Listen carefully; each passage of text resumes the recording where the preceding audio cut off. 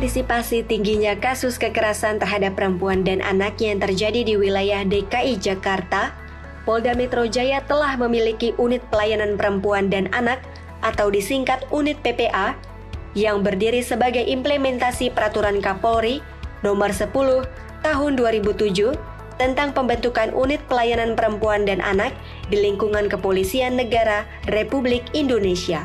Setelah 12 tahun lebih unit PPA Polda Metro Jaya dan Polres jajaran resmi berdiri, eksistensinya semakin kuat sebagai ujung tombak pelayanan proses hukum dalam penanganan kasus kekerasan perempuan dan anak di wilayah DKI Jakarta yang memiliki kasus tertinggi di Indonesia. Hal ini menunjukkan langkah signifikan bahwa negara hadir untuk memberikan layanan dan perlindungan bagi perempuan dan anak yang menjadi korban kekerasan, terutama dalam kasus-kasus KDRT yang semakin meningkat tajam, baik secara kualitas maupun kuantitas. Dalam memberikan layanan, unit PPA Polda Metro Jaya dan Polres jajaran telah terintegrasi secara komprehensif dengan layanan milik pemerintah Provinsi DKI Jakarta melalui UPT P2TP2A sebagai lembaga perlindungan yang dimandatkan dalam Perda Nomor 8 Tahun 2011 dan RSUD yang telah memiliki PPT seperti RSUD Tarakan serta RSUD lainnya, juga dinas sosial yang memberikan layanan rumah aman. Untuk memperkuat kerjasama ini, sejak 2018, Kapolda Metro Jaya telah menandatangani kesepakatan bersama dengan Gubernur DKI Jakarta agar sinergi dalam mendukung upaya pencegahan dan penanganan kasus kekerasan terhadap perempuan dan anak semakin kuat. Hal ini memberikan bukti konkret bahwa layanan yang diberikan oleh unit PPA Polda Metro Jaya dan Polres jajaran selama ini telah membantu capaian kinerja pemerintah Provinsi DKI Jakarta dalam memberikan layanan dan perlindungan bagi perempuan dan anak korban kekerasan. Polda Metro Jaya beserta Polres jajaran melalui layanan di unit PPA akan terus meningkatkan layanan agar makin profesional, modern, dan terpercaya, mendukung terwujudnya Jakarta Kota aman bagi perempuan dan anak.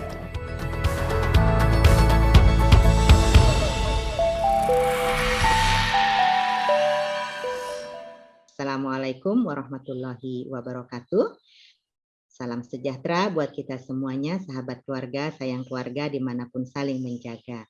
Kita ketemu lagi dengan podcast Saga yang kali ini kita menghadirkan 3 orang narasumber sekaligus, yakni Bapak AKBP Dr. Haji Pujiarto SH MH, Kepala Subdit Renakta Polda Metro Jaya, Ibu Kompol Endang Sri Lestari SH MSI, Kepala Unit PPA Polda Metro Jaya, serta Bapak Kompol Dedi Esos SIK, Kanit 4 Susila dan Pornografi, Subdit Renakta Remaja, Anak, dan Wanita Polda Metro Jaya.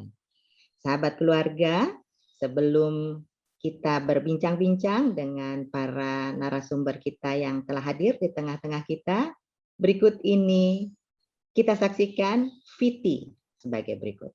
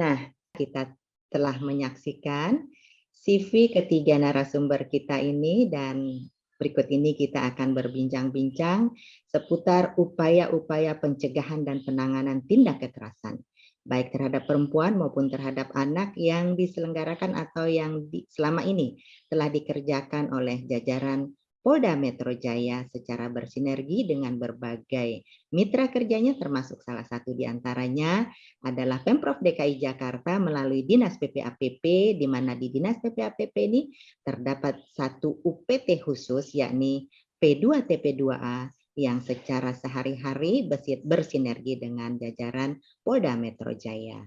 Nah, sekarang kita berbincang-bincang. Assalamualaikum. Waalaikumsalam, Ibu. Wabarakatuh. Sehat ya, Pak Puji ya? Pak Alhamdulillah, Puji, Ibu sehat. Alhamdulillah, Ibu-ibu Bu juga Endang, sehat Pak dan Dedi. sehat. Alhamdulillah. Terima kasih ini atas kehadirannya di tengah-tengah kita.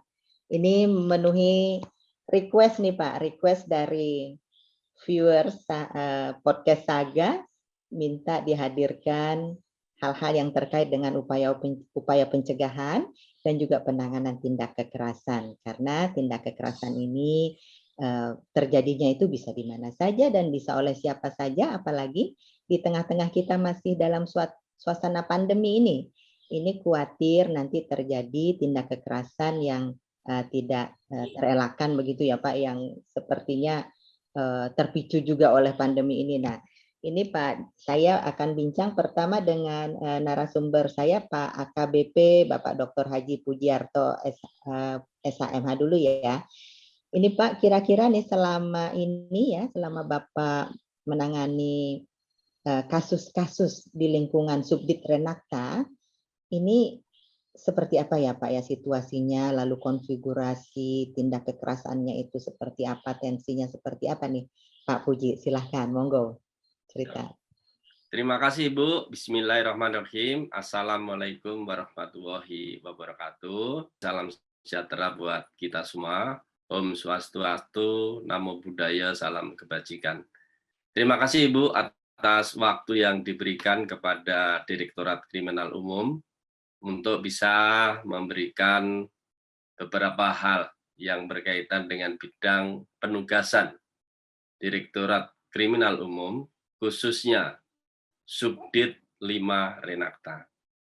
Sebelum kami sampaikan, tentunya dalam kesempatan yang baik ini mengucapkan terima kasih kepada Bapak Gubernur dan kepada Ibu yang telah memberikan penghargaan atau perhatian terhadap kinerja yang telah dilakukan oleh Subdit 5 Renakta Polda Metro Jaya dan seluruh anggota Renakta yang telah diberikan penghargaan dalam rangka Hari Perempuan. Ini sekali lagi sangat terima kasih dan tentunya ini bisa mendukung dan menjadi support buat kita semua.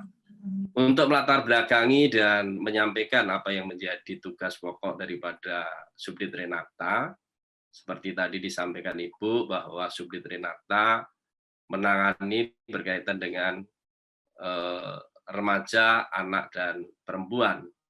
Ini menjadi fokus daripada penugasan kami.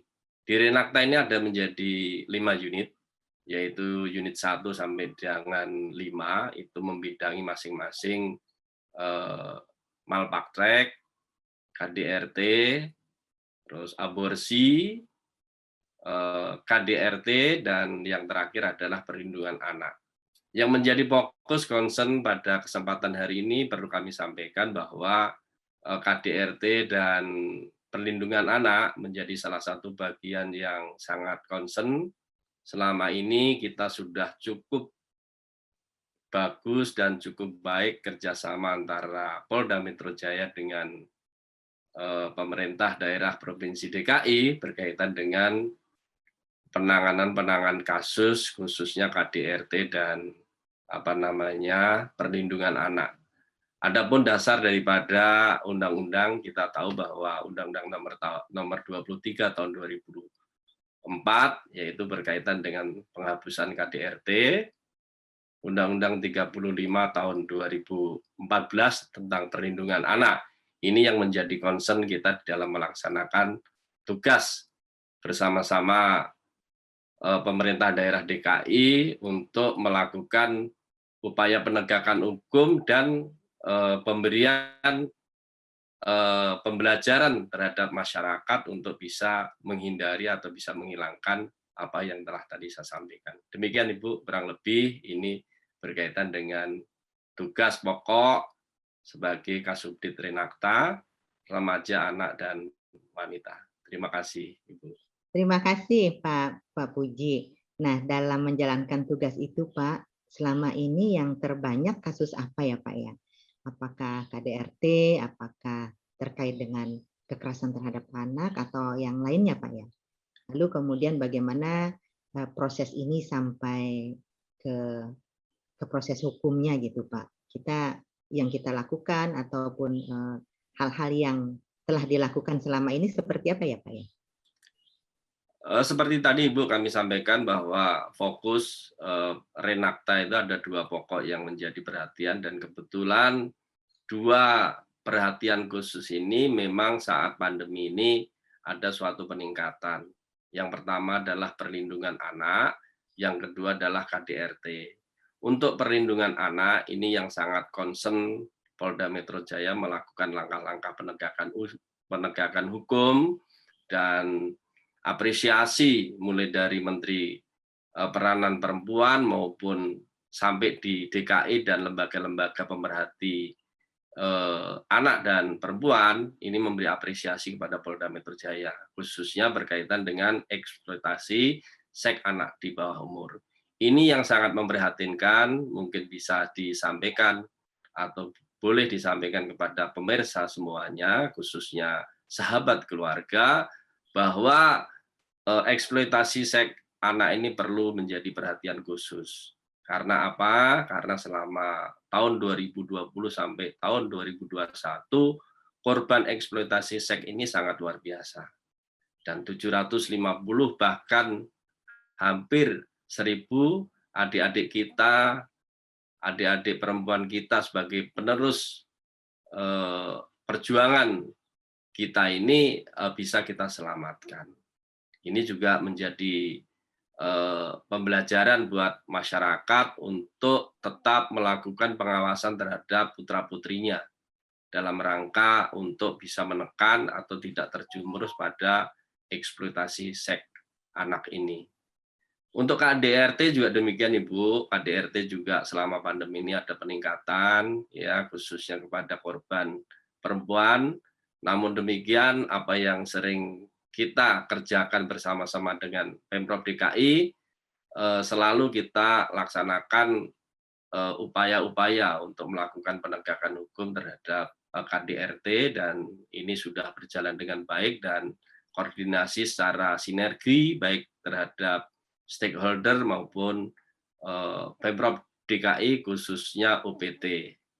Demikian Ibu, terima kasih. Baik Pak Puji. Ada beberapa hal yang saya garis bawahi nih sahabat keluarga. Jadi alhamdulillah jajaran Polda Metro khususnya Subdit 5 tadi yang Pak Puji itu sudah berhasil, alhamdulillah selama ini berhasil menyelamatkan ribuan anak-anak remaja putri.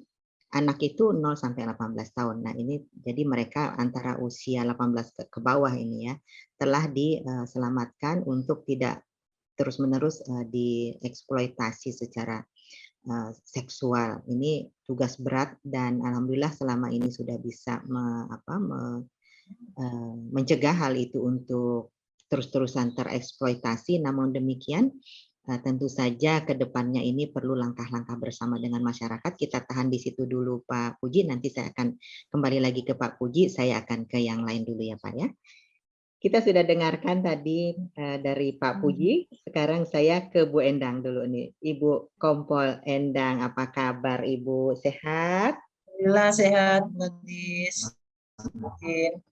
Ibu nih sebagai ya selama ini Kepala Unit PPA Polda Metro Jaya, secara ringkas bisa diceritakan seperti apa ya sejarahnya pembentukan unit PPA Polda Metro Jaya dan sekaligus juga konfigurasi atau kasus-kasus yang paling dominan yang ditangani selama ini, Ibu. Monggo silahkan. Baik, terima kasih Bu Gadis, mohon izin untuk menjelaskan terkait dengan sejarah berdirinya PPA ya Bu ya. Itu kita pada tahun 98 itu kami pemerhati perempuan anak merespon adanya kejadian atau peristiwa kekerasan seksual terhadap perempuan yang pada saat itu diprakarsai oleh Derap Barapsari, kemudian didukung oleh Ibu Bayangkari beserta pemerhati perempuan termasuk Komnas Perempuan. Kemudian seiring berjalannya waktu, kian banyak bertambah kasus-kasus perempuan dan anak. Kemudian pada tahun 2010 Kapolri mengeluarkan Perkap 10 tahun 2007 tentang OTK PPA.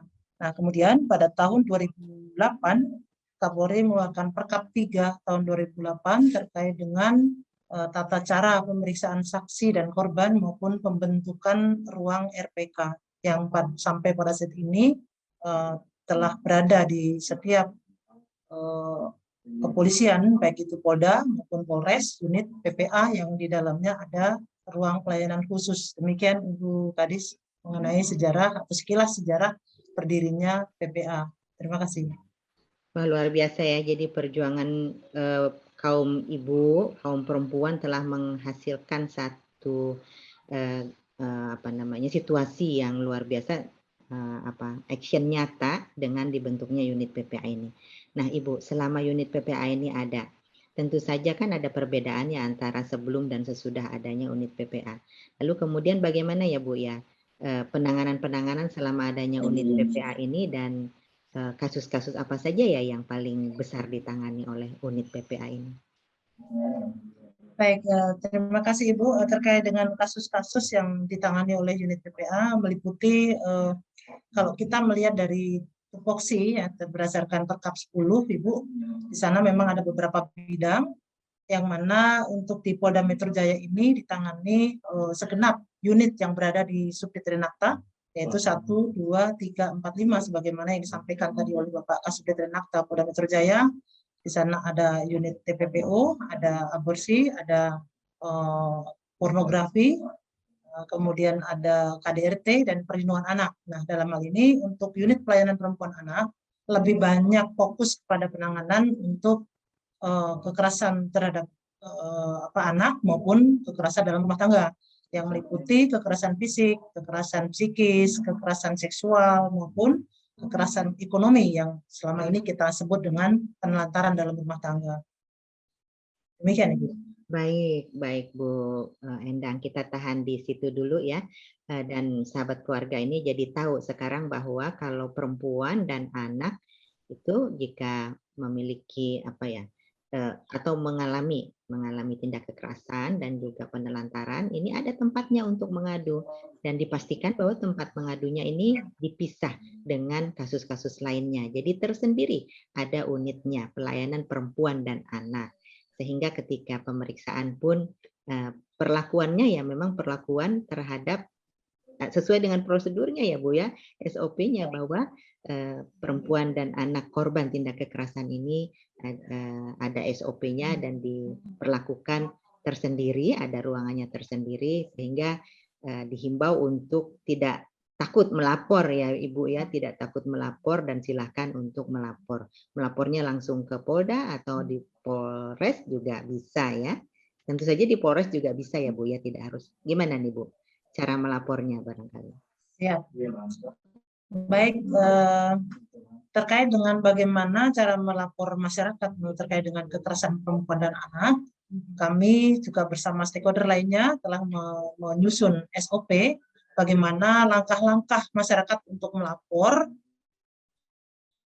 itu di unit pelayanan perempuan anak, baik itu di Polda maupun di Polres. Di sana sudah tersedia, sudah tersiapkan sarana atau ruang khusus yang bisa digunakan oleh masyarakat untuk melakukan konseling atau mengasesmen bagaimana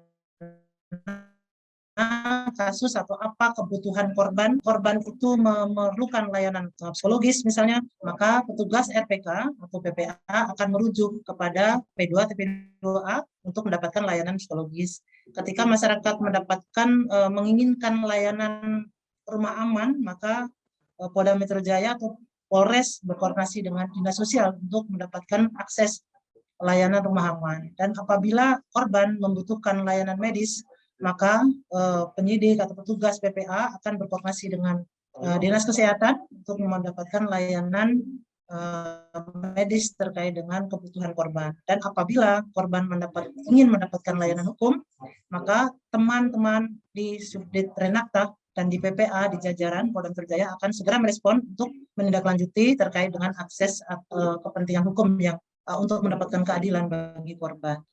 Demikian Ibu. Baik, nah, terima kasih ini Bu Endang. Jadi sahabat keluarga, sekali lagi untuk tidak ragu-ragu apabila melihat, mendengar, ataupun mengalami sendiri tindak kekerasan baik terhadap perempuan maupun terhadap anak, silahkan untuk datang melapor ke Polda, ke Polres jajaran, serta ke P2 TP2A pun bisa. Jadi kalau merasa amannya atau dekatnya dengan Polda atau Polres, silahkan.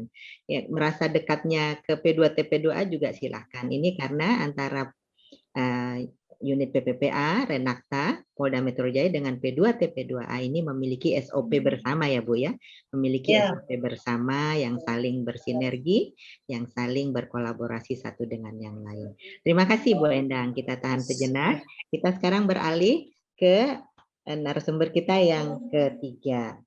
Narasumber kita yang ketiga yakni Bapak Kompol Dedi Esos SIK Kanit 4. Susila dan Pornografi, Subdit Renakta, Polda Metro Jaya. Assalamualaikum Pak Dedi. Waalaikumsalam warahmatullahi wabarakatuh. Sehat ya, mudah-mudahan segera sehat pulih kembali nih Pak. Nah Pak Dedi, terima kasih ini hadir di tengah-tengah masih isoman ya Pak ya. Mudah-mudahan segera pulih, segera sembuh. Ini kami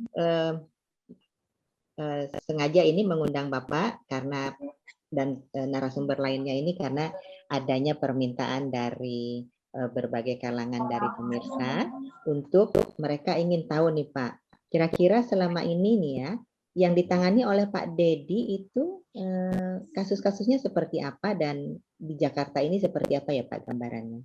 Silakan Pak Dedi. Terima kasih Bu. Bismillahirrahmanirrahim. Untuk penanganan kasus di Renakta Polda Metro Jaya khususnya unit 4 yang saya awaki di sini bersama 19 anggota saya, kita punya spesialis khusus memang, sudah diatur oleh Bapak Kasubdit, sesuai SOTK-nya, bahwa kita lebih fokus kepada penanganan yang permasalahan kekerasan seksual, kemudian eksploitasi seksual, kemudian tentang pornografi. Kendati pun memang untuk tren yang paling kencang menjelang saya masuk, itu September tahun 2020 itu adalah kekerasan terhadap anak. Luar biasa pada bulan September 2020, yang pertama meledak pengungkapan itu adalah eksploitasi terhadap anak oleh warga negara Prancis. Korbannya sebanyak 305 orang anak. Sudah kita lakukan ekspos bersama waktu itu Ibu. Ini dapat apresiasi dari mana-mana, cuman bukan suatu kebanggaan buat saya saat itu. Karena ngenes gitu Bu, kalau melihat mengenaskan sekali. Sampai semudah itunya anak-anak kita dieksploitasi. Semenjak itu, beruntun hingga bulan ini pun, makin banyak kita temui eksploitasi terhadap anak. Terlebih lagi peranan masyarakat ya. Banyak banget masuk ke kita. Entah nomornya nggak dikenal, ngasih info. Pak, di hotel ini banyak ini loh. Pak, di tempat ini banyak seperti ini loh. Pak, saudara saya kerja di situ. Masih anak-anak. Seperti itu. Jadi mulai pandemi hingga saat ini, yang paling tren banget itu adalah kasus kekerasan atau eksploitasi seksual ataupun ekonomi terhadap anak. Demikian. Terima kasih nih infonya, ya betul merinding ya. Ingat lagi peristiwa itu memang satu sisi itu adalah kisah sukses ya, kisah sukses mengungkap dan menyelamatkan 300 lebih anak. Tapi sisi lain pasti ada rasa ngenesnya karena warga negara asing yang mengeksploitasi dan anak-anak ini jumlahnya nggak tanggung-tanggung, satu orang bisa mengeksploitir lebih dari 300 tadi itu. Nah, Pak Dedi, tentu di samping kisah sukses itu tadi dan rasa ngenes kita ya, ada hal-hal apalagi Pak yang kita bisa sinergikan dengan seluruh elemen masyarakat dan kekuatan masyarakat. Tadi Pak Dedi sebut banyak juga peran masyarakat yang memberikan info-info penting ya terkait dengan praktek-praktek yang semestinya tidak harus terjadi. Ini ke depan ini Pak Dedi harapannya seperti apa ini terhadap masyarakat yang mengetahui seperti ini? Tentu katakanlah, wah saya kalau lapor nanti saya ketahuan, saya takut gimana? Saya nanti kalau kasih info nanti saya keselamatannya gimana? Nih agar tidak masyarakat ini agar tidak ragu nih Pak untuk semakin banyak lagi yang WhatsApp ataupun SMS ataupun apa ke Pak Dedi tadi udah sebutkan, ini ternyata banyak juga info dari masyarakat. Ini gimana Pak Dedi? Alhamdulillah emang Bu, sekarang masyarakat lebih terbuka, mungkin lebih paham Bu ya. Kalau sebelumnya tahun 2020 itu info yang kami dapat dari masyarakat terlebih pada hotline-nya Bapak Wadir Krim waktu itu AKBP Jen Kelvin Simanjuntak. Beliau punya hotline sendiri menjadi kepada masyarakat. Kalau saran saya untuk lebih mengefektifkan yang sudah terbangun ini kita kembangkan lagi Bu. Kita sosialisasikan lagi kepada masyarakat, biar masyarakat itu tahu, biar masyarakat itu paham. Karena pengalaman saya sendiri, saya sudah di Resmob, Pamnek, Harda, Jatanras, dan saya merasa sudah menangani kasus-kasus kejahatan yang serius. Ada mutilasi, pembunuhan, penganiayaan. Begitu saya masuk Renakta, ternyata lebih mengerikan lagi, Bu. Lebih mengerikan lagi. Ada ibu-ibu yang tidak tahu anaknya dari kecil diantar sama ojek sebelah rumahnya. Ternyata tiap hari dicabuli anaknya sampai dia menginjak kuliah. Ini sangat mengenaskan. Kalau sampai saat ini kita masih person-to-person, Bu. Jadi ada yang tahu nomor anggota kami, WA, ada yang tahu nomor saya, WA ke saya, ada yang ke Pak Wadir, ada yang ke Pak Kasubdit, ada yang ke Bu Endang, ke teman-teman lain seperti itu. Terima kasih nih Pak Dedi ya. Nah, kita muter lagi nih, balik lagi nih ke narasumber yang awal tadi, Pak Puji. Pak Puji selama ini sudah malang melintang di Renakta ini juga ya, dengan berbagai kasus-kasus yang sudah ditangani. Kira-kira untuk kedepannya ini Pak, masyarakat, para sahabat keluarga, para ibu, tadi saya juga dengar terakhir yang dari Pak Dedi itu kok, aduh merinding amat ya, yang anaknya diantar ojek dicabuli itu oleh ojeknya ya, ojeknya yang dicabuli ya, aduh astagfirullahaladzim itu sih.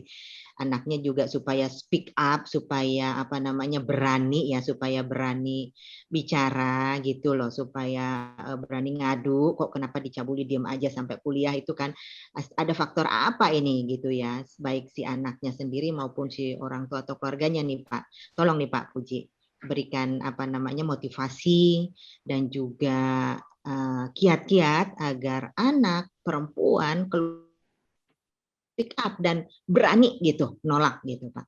Gimana nih Pak? Terima kasih Ibu. Jadi berkaitan dengan situasi dan kondisi pandemi, kita menyadari, Polri juga tentunya menyadari bahwa situasi saat ini sangat sulit, khususnya berkaitan dengan kehidupan sehari-hari dan kehidupan ekonomi. Namun demikian tentunya kalau sudah menyangkut berkaitan dengan eksploitasi seks anak di bawah umur, ini tentunya Polri juga harus melakukan langkah-langkah penindakan.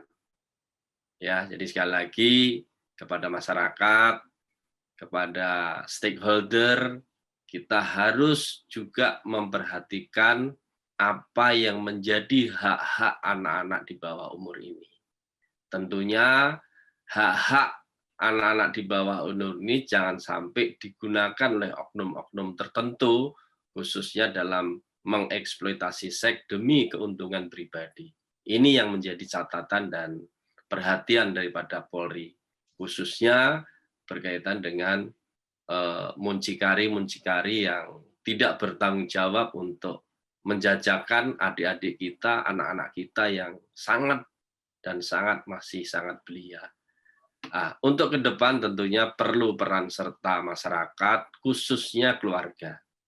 keluarga harus betul-betul memperhatikan gerak-gerik apa yang dilakukan oleh putra dan putrinya, khususnya putri-putrinya.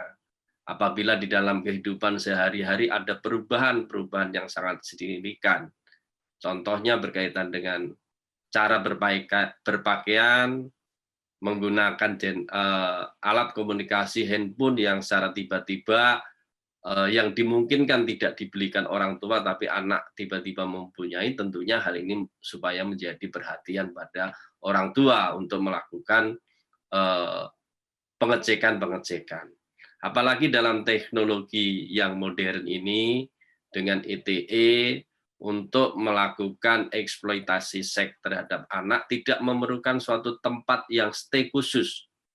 Namun demikian bisa menggunakan sarana aplikasi, sarana ETE yang tentunya mempermudah para orang-orang muncikari yang tidak bertanggung jawab untuk menghubungi adik-adik kita. Nah, ini tentunya peran serta masyarakat dan peran serta khususnya orang tua untuk betul-betul bisa menjaga apa yang menjadi kegiatan daripada putri-putrinya.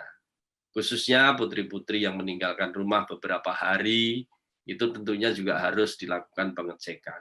Kita tahu, kita menyadari bahwa dalam situasi pandemi seperti sekarang ini, keadaan ekonomi tentunya juga mempengaruhi apa yang menjadi kebutuhan daripada masyarakat. Namun demikian, sekali lagi, Polda Metro Jaya concern terhadap penindakan terhadap oknum-oknum yang melakukan eksploitasi seks anak, khususnya yang di bawah umur.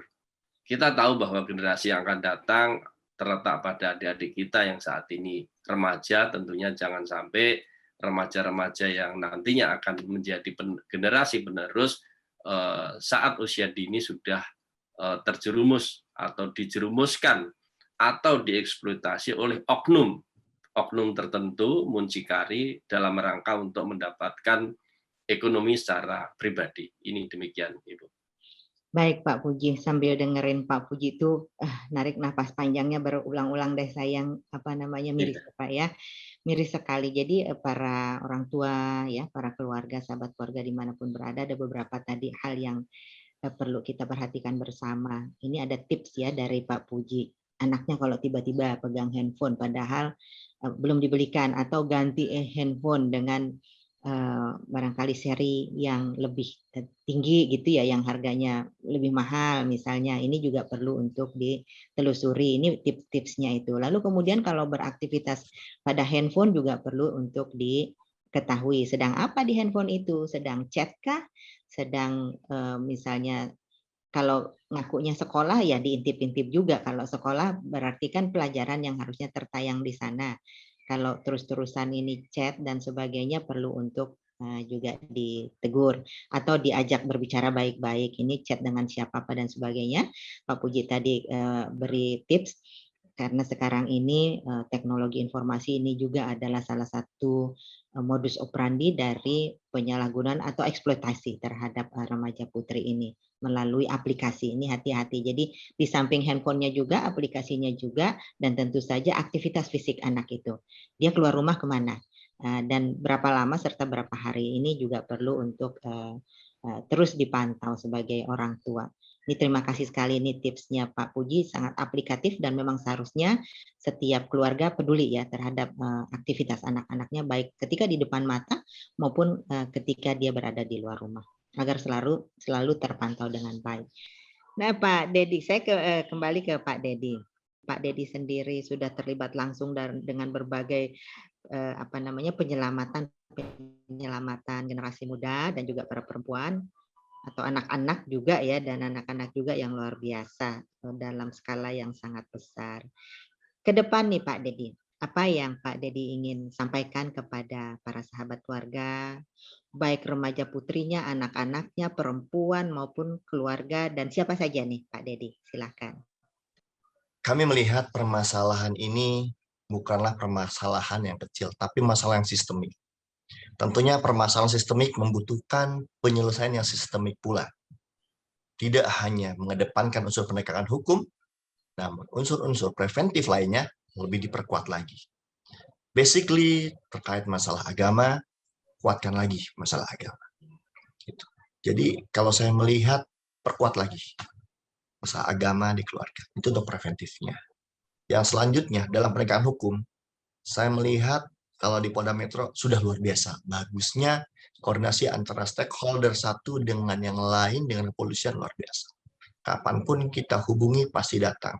Makanya warga masyarakat nggak usah khawatir. Mau jam 1 malam, jam 2 pagi, jam 3 pagi, jam berapapun, pasti diterima dengan baik dan waktunya tidak akan lama. Insya Allah.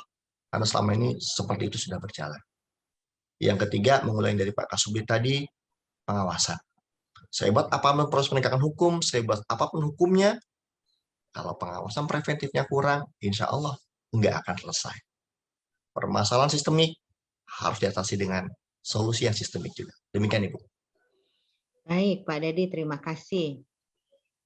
Sahabat keluarga, kita sudah mendengar bersama ini dari para penegak hukum yang sehari-hari mereka menggeluti ya, dan juga mereka mengajak bicara satu persatu para korban yang jumlahnya tadi disebutkan itu sudah ribuan selama 1 tahun terakhir ini saja. Dan ternyata ya kembali lagi ke rumah. Kembali lagi kepada keluarga. Mulailah dari keluarga, mulai dari diri kita sendiri, mulailah dari keluarga kita masing-masing, perkuat 8 fungsi keluarga, yang utamanya adalah fungsi agama. Fungsi agama perkuat, fungsi kasih sayang perkuat, fungsi perlindungan perkuat. Dan tentu saja kalau fungsi agama, fungsi cinta kasih, fungsi perlindungan itu kuat, fungsi-fungsi lainnya pun insya Allah akan dapat diatasi bersama. Fungsi lainnya itu kan fungsi ekonomi, fungsi sosial, fungsi lingkungan dan sebagainya. Itu kalau sudah kuat agamanya, sudah kuat kasih sayangnya, cinta kasihnya, proteksinya, kesulitan ekonomi seperti apapun tentu pilihannya adalah pilihan yang mulia, bukan pilihan yang terjerumus seperti yang selama ini ditangani oleh Bapak Ibu anggota Polri kita yang hari ini luar biasa telah menceritakan kisahnya. Itu latar belakangnya umumnya pasti mereka ingin jalan pintas ya untuk mengatasi masalah ekonomi. Jalan pintas masalah ekonomi yang kemudian tergiur dan juga bisa terjebak ataupun tadi disebutkan juga bisa korban, juga bisa pelaku ya. Nah, untuk anak-anak ini dan remaja ini, astagfirullahaladzim, ini yang perlu kita menjadi perhatian bersama. Dan secara sistemik tadi disarankan oleh Pak Dedi, nah, sistemiknya mulai dari di rumah, disistemkan di rumah. Di rumah itu disistemkan. Nah, di rumah itu kita punya sistem sendiri, punya value, punya nilai-nilai yang kita harus tanamkan kepada anak cucu kita, nilai keagamaan, agama apapun yang dianut, tanamkan. Ya, keyakinan agamanya itu juga ritual keagamaannya itu mulai dari rumah, mulai dari keluarga.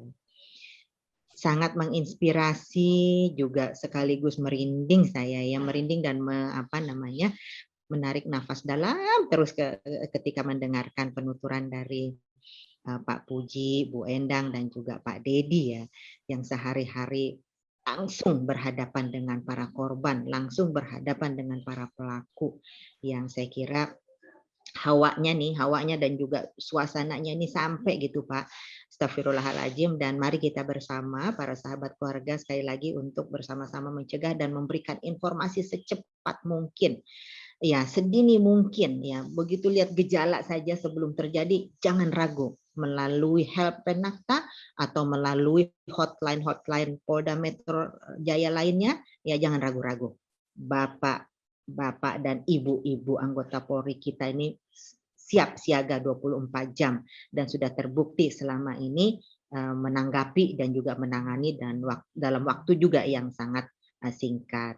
Saya kira sekali lagi terima kasih. Ini terakhir untuk closingnya silahkan ya, dimulai dari Pak Puji closing dan juga nanti Bu Endang dan Pak Dedi. Monggo silahkan Pak. Terima kasih Ibu. Kami dari Subdit 5 Renakta Polda Metro Jaya dan seluruh anggota siap untuk menampung segala keluhan, segala laporan, segala masukan yang berkaitan dengan perlindungan terhadap anak, perempuan, dan remaja. Waktu yang sangat baik ini mudah-mudahan bisa digunakan, bisa disampaikan kepada para sahabat semua, bisa lebih dekat kepada Polri, bisa lebih dekat kepada Renakta, dan kami terbuka kepada masyarakat untuk memberikan masukan. Begitu juga memberikan koreksi terhadap Subdit 5 Renakta manakala masih ada kekurangan. Dan yang pesan yang paling terakhir, khususnya berkaitan dengan eksploitasi seks anak di bawah umur, Polda Metro Jaya tetap concern. Untuk itu, kepada seluruh remaja, adik-adik, dan keluarga, tentunya jangan sampai situasi pandemi yang sudah sulit ini justru mempersulit daripada adik-adik untuk menghadapi proses di dalam mempertanggungjawabkan perlakuan. Memang celah-celah yang digunakan para muncikari ini tentunya sangat luar biasa untuk melakukan bujuk rayu dan memberikan segala fasilitas untuk bagaimana bisanya adik-adik perempuan kita ini dijerumuskan atau dikorbankan untuk mendapatkan ekonomi secara mandiri oleh para oknum.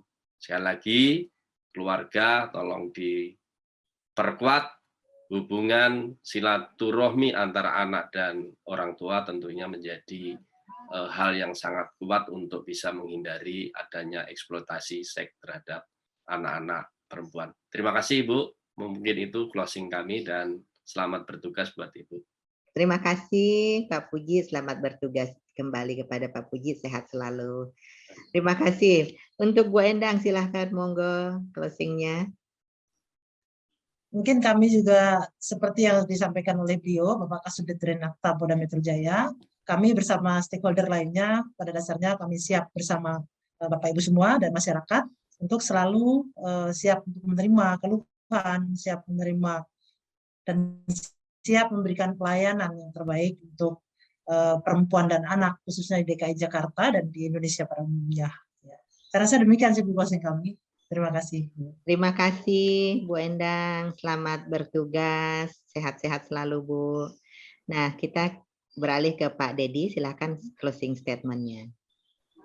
Terima kasih Ibu kepada seluruh keluarga Saga. Mari bersama-sama menjaga keluarga kita. Karena basically kalau semua keluarga bisa terjaga, insya Allah negara ini pun terjaga. Tapi jika sampai sesuatu terjadi, nggak usah ragu, nggak usah khawatir. Polda Metro Jaya dan seluruh stakeholder siap membantu. Insya Allah. Demikian. Terima kasih Pak Puji, terima kasih Bu Endang, terima kasih Pak Dedi. Nah, sahabat keluarga dimanapun berada jangan ragu untuk kita senantiasa mengadukan hal-hal yang memang perlu kita adukan ke jajaran Polda Metro Jaya. Sahabat keluarga ini sudah bisa melihat inilah nanti sosok-sosok yang akan kita hadapi, yang akan kita temui di Polda Metro Jaya yang demikian ramahnya, yang demikian perhatiannya, dan juga dipastikan bahwa semua yang dilaporkan terkait dengan tindak kekerasan terhadap perempuan, terhadap anak, remaja, ini akan ditangani dengan sebaik-baiknya dan dengan SOP yang sudah sangat matang dan tempatnya pun terpisah, ada unitnya sendiri, dan dipastikan proses kalau diperlukan proses sampai ke penegakan hukum bahwa Polda Metro Jaya ini sangat committed, sangat sungguh-sungguh, sangat serius menanganinya sampai dengan proses ke penegakan hukumnya. Nah, tentu saja hal ini menjadikan proses penanganan tindak kekerasan terhadap perempuan dan anak ini adalah sebuah proses yang tidak diragukan lagi, baik keberpihakannya ya, tentu saja keberpihakan terhadap penegakan hukum, terhadap keadilan, di mana baik korban maupun pelapor ini juga dijaga kerahasiaannya. Apabila diperlukan kerahasiaan terhadap pelapor, ini sudah ada mekanismenya juga Polda Metro Jaya, bahkan ada lembaganya ya, lembaga perlindungannya yang juga sekarang ini sedang melakukan proses perjanjian kerjasama juga dengan Pemprov DKI Jakarta. Nah, sahabat keluarga, sekali lagi jangan ragu ya, dan juga ini diperintahkan oleh undang-undang, apabila melihat, apabila mendengar, mengetahui, jangan ragu lapor.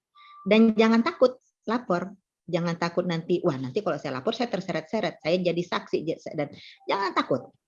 Melaporkan itu jangan takut terus kemudian dituntut balik misalnya sama pelaku dan sebagainya, jangan takut. Jangan pernah takut, dan sudah ada dong SOP-nya di jajaran Polda Metro ini, pelapor itu insya Allah akan diamankan. Jadi janganlah takut menjadi pelapor. Begitu ya kira-kira juga ya. Jangan takut jadi pelapor, jangan takut untuk menyampaikan informasi-informasi awal. Sahabat keluarga, kita mendapatkan pencerahan yang luar biasa dan tentu saja bersyukur dan berterima kasih yang tulus ikhlas kepada jajaran Polda Metro Jaya melalui Renakta ini ya, yang saat ini hadir Pak Puji, Bu Endang, dan Pak Dedi. Salam hormat untuk seluruh jajaran Polda Metro Jaya serta seluruh anggota yang terlibat dalam pencegahan tindak kekerasan baik terhadap perempuan maupun terhadap anak, juga upaya-upaya penegakan hukumnya. Demikian Bapak Ibu, jangan lupa terus tonton podcast Saga, jangan lupa like, jangan lupa subscribe, dan pencet tombol lonceng merahnya agar tidak ketinggalan episode-episode kami yang lainnya. Komen dan like sebanyak-banyaknya, serta silahkan meninggalkan pesan untuk narasumber-narasumber kita berikutnya. Demikian, terima kasih. Assalamualaikum warahmatullahi wabarakatuh. Saya beserta Pak Puji, Bu Endang, dan Pak Dedi. Wabarakatuh. Terima kasih, Bu. Terima kasih. Assalamualaikum. Waalaikumsalam.